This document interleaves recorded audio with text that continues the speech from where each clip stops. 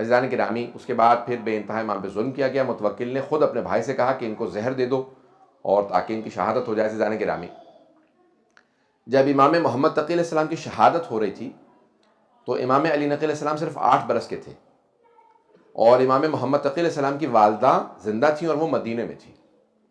تو امام علی نقی علیہ السلام نے رو کے اپنی دادی سے کہا دادی اماں، آج میرے بابا کی شہادت کا دن ہے. تو جناب صدیقہ خاتون رونے لگیں.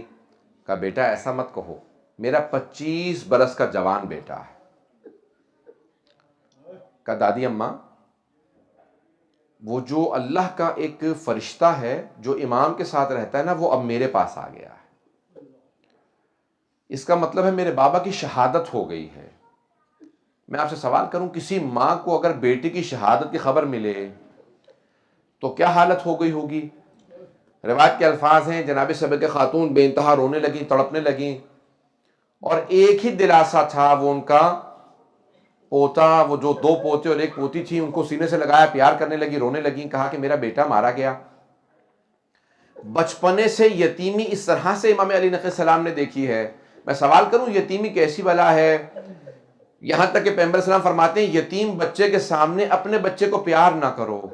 پوچھا کیوں مولا؟ کہا کیونکہ جب وہ دیکھتا ہے نا کہ کوئی اپنے بچے کو پیار کر رہا ہے تو اس کا دل ٹوٹ جاتا ہے.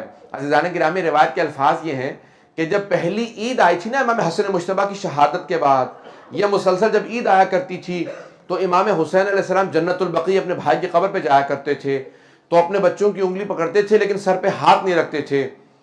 تو کبھی کسی نے پوچھا اتنا پیار کرتے ہیں تو آپ بچوں کو کیوں نہیں پیار کرتے؟ کہا جب میں قاسم کو دیکھتا ہوں تو مجھے احساس ہوتا ہے کہ میرا بھتیجا کبھی یتیمی کا احساس نہ کرے، اپنے بابا کو یہ محسوس نہ کرے میرا باپ سر پہ نہیں ہے، اس لیے میں اس کی محبت میں اس کو زیادہ پیار کرتا ہوں، اسے سینے سے لگاتا ہوں، اس کے سر پہ ہاتھ رکھتا ہوں، اپنے بچوں کے سر پہ ہاتھ نہیں رکھتا، تاکہ میرے بھتیجے یتیم بھتیجوں کو یہ محسوس نہ ہو کہ دیکھو ہمارے جو چچا زاد بھائی ہیں ان کے سر پہ ہاتھ رکھنے والا ہے لیکن ہمارا باپ سر پہ موجود نہیں ہے. عزیزان گرامی، یتیمی عجیب چیز ہے. امام علی نقی علیہ السلام نے 8 برس کے سن سے یتیمی دیکھی اور مسلسل یہ دیکھتے رہے کہ ہر طرف سے ظلم ہوتا رہا امام علیہ السلام پہ.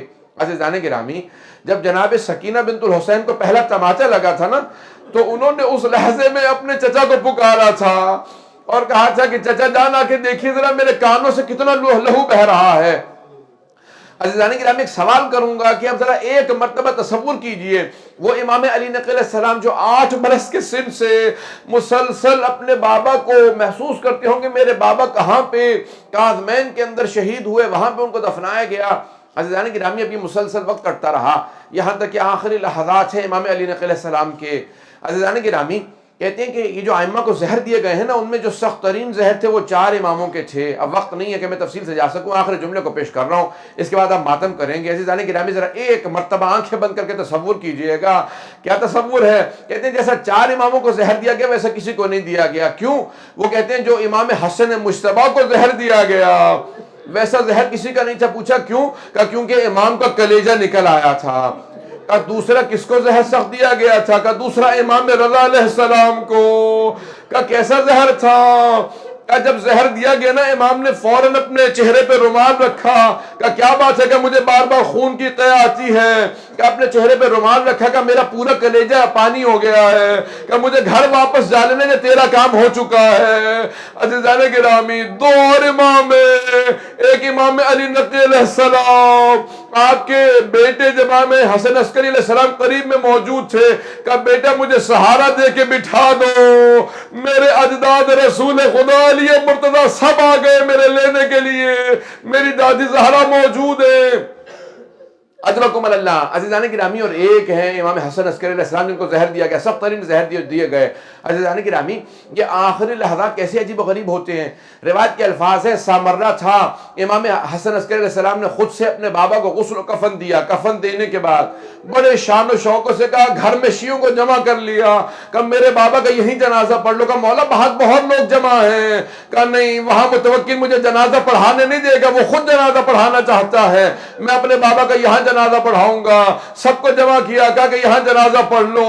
لیکن میں کہوں گا مولا جب آپ اپنے بابا کا جنازہ پڑھا رہے تھے آپ کے گلے میں توق نہیں تھا، ہاتھوں میں بیڑیاں نہیں تھی، ہاتھوں میں ہتکڑیاں، پاؤں میں بیڑیاں نہیں تھی.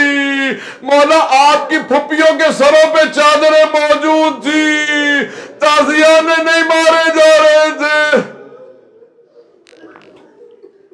اللہ لعنت اللہ علی القوم الظالمین وسيعلم الذين ظلموا أي منقلب ينقلبون برحمتك يا أرحم الراحمين وصلى الله على محمد وآله الطاهرين.